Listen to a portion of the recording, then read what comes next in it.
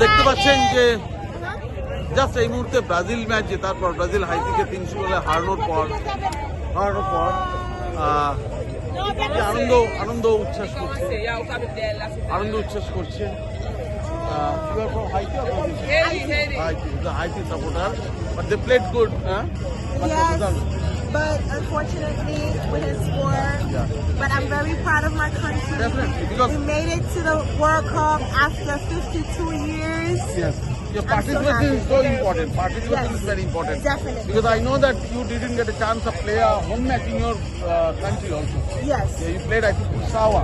That is true. That's right. Yep. There's a lot of problem in your country there, but you have at least achieved to play in World Cup. It's a really great. That is a very great opportunity, and we are very, very proud. No, definitely, and you know, your player was Continente. Continente, he's my friend. He's my close friend. Yeah. Continente is very close friend. Nice. I know, and he's staying in Miami. I'll go to meet him. And he played in Mohan Bagan, in Calcutta, India. That's nice. Yeah, so he's very close to me. Okay. Yes, thank you. Your name? My name is Anne. Okay, so Anne, he's from Haiti, and Yes. she played. She came to support our team. I did. Definitely they lost, but they are very happy to see their Very, team very happy. because after 52 years they've got chance to play in World Cup. Yeah, thank you. So, but Brazil সমর্থকদের জন্য নিশ্চয়ই এটা খুব খুশির খবর। Haiti হেরেছে 3 গোলে, কিন্তু তারা সত্যি খুব হ্যাপি বিকজ 52 বছর পর ওরা সুযোগ পেল এই খেলতে বিশ্বকাপে। এবং মজার ব্যাপার হচ্ছে ওরা একটা হোম ম্যাচ কোয়ালিফাইং রাউন্ডে নিজেদের দেশে খেলতে পারেনি, এত গ্যাং ওয়ার হচ্ছে রাজনৈতিক কারণে। ওদের যে কোচ, হাইতির কোচ জীবনে হাইতিতে যায়নি, সে কিন্তু বাইরে থেকে তো হাইতিতে যেতে পারেনি হাইতির কোচ। তো সেখানে ব্রাজিলের অপোনেন্ট হিসেবে হাইতি খুবই উইক টিম ছিল, এ নিয়ে কোনো সন্দেহ নেই। কিন্তু ব্রাজিলের জন্য এই জয়টা খুব জরুরি ছিল, 3 গোলে জয়টা।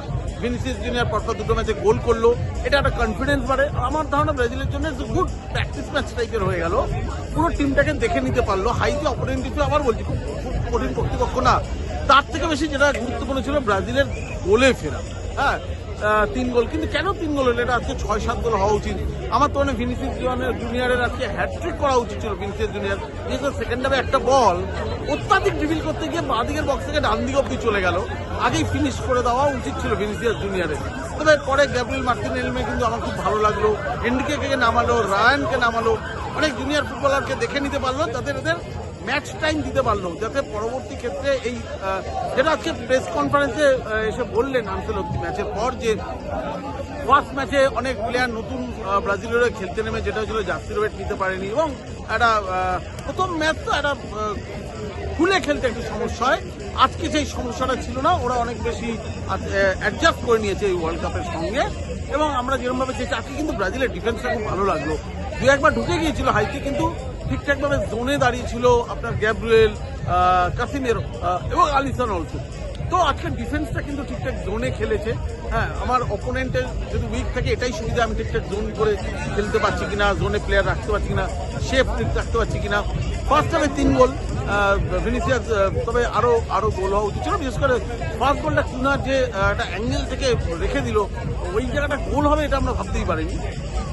2টো গোল বাতিল হয়েছে, একটা এনরিকের এবং একটা কুনার বাতিল হয়েছে অফসাইডের জন্য, নাহলে আজকে অনেকগুলো গোল হতো।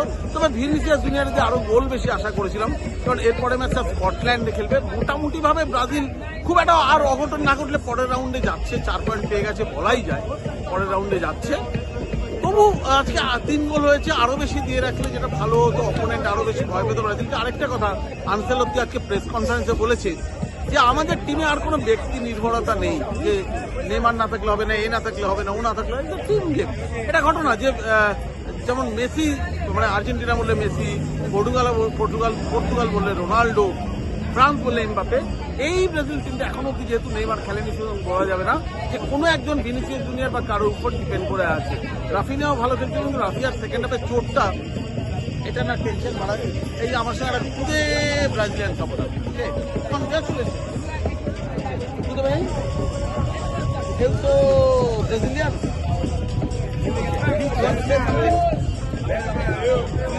You posso falar? Vai, Brasil!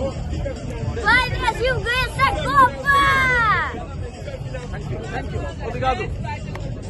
দেখুন খুদে বাচ্চা এরা এত সাপোর্ট করে এত আসে সেই জন্যই না আজকে আজকে ওদের দেশ এরকম খেলতে পারে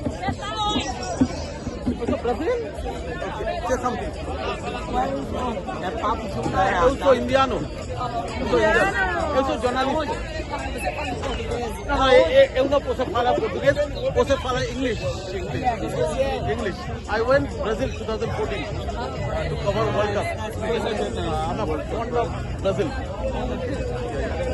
I saw India is with us, right? Yeah. India support Brazil. Okay. Thank you. Thank you. Obrigado. Where are you posting this? India.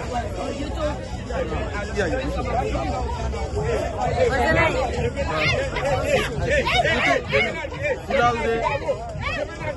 What's the name? So, যেটা বলছিলাম দেখুন ব্রাজিলিয়ানরা is there something Brazil gonna win the 60 star. We're gonna win the 60 star. Subscribe. Thank you, India. Love you guys. Love you, India. Obrigado. হ্যাঁ তো দেখলেন ব্রাজিলিয়ানরা এরকমই হয়, বাচ্চা থেকে বড় সকলে জয়ের আনন্দে মশগুল। এবং রাফিনিয়া চোটটা একটু টেনশনে আছে। কোচ জানিয়ে গেছে যে ওর আগে একটা হালকা কোনো চোট ছিল, সেহেতু চোট লাগার সঙ্গে সঙ্গে ওকে তুলে নেওয়া হয়েছে।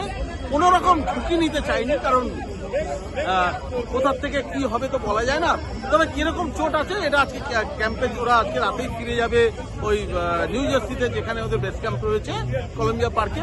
তারপরে ওখানে ওর স্ক্যান হবে, এই স্ক্যান রিপোর্ট দেখার পর বলতে পারবে যে কতটা চোট রয়েছে, পরের ম্যাচে স্কটল্যান্ড বিরুদ্ধে পারবে কি পারবে না। এগুলো কালকে যতক্ষণ না স্ক্যান রিপোর্ট দেখা হবে, ও মেডিকেল রিপোর্ট না দেখে কিছু বলতে চাইলেন না আনসুল অব্দি, কারণ পুরোটাই আন্দাজে। মানে বাট একটা ভালো যে ও হেঁটে মাঠ থেকে বেরিয়েছে, এটা একটা ভালো, এবং লাগার সঙ্গে সঙ্গে ছেড়ে দিয়েছে।